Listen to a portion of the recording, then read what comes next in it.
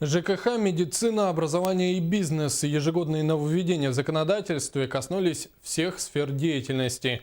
Не обошли стороной изменения и налоговую политику. Насколько они отразятся на простых налогоплательщиках, расскажет наш корреспондент Розалия Борисова. Законодательные новеллы коснулись самого массового налога на доходы физических лиц. Его не перестанут удерживать судебных издержек, которые возмещены человеку по решению суда. Россияне, владеющие загородной недвижимостью, будут платить за нее налоги, исходя из кадастровой стоимости. Речь идет об объектах капитального строительства, квартирах, комнатах в коммуналках, домах, гаражах и сараев.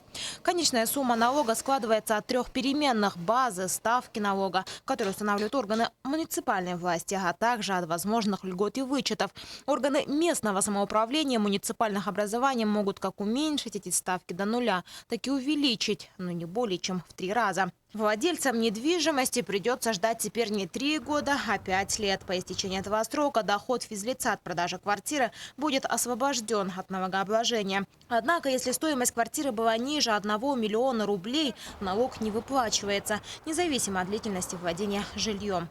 Максимальная сумма налогового вычета составляет 1 миллион рублей. На любой другой вид имущества – 250 тысяч. С 1 января малый бизнес ушел на надзорные каникулы. Предприятий с выручкой меньше 800 миллионов рублей в год и штатом до 100 человек не будут подвергаться плановым проверкам в течение 3 следующих лет. Но не все забудут о проверках. Компании, работающие в сфере образования, медицины, социального обслуживания, остались без отдыха. Изменились с нового года правила регистрации и перерегистрации юрлиц. Срок оформления нового предприятия сокращен с 5 до 3 рабочих дней с момента предоставления документов. Также ужесточится контроль со стороны ФНС. Закон должен решить 2 задачи: упростить работу добросовестному бизнесу и сделать максимально неудобным существование серых фирм.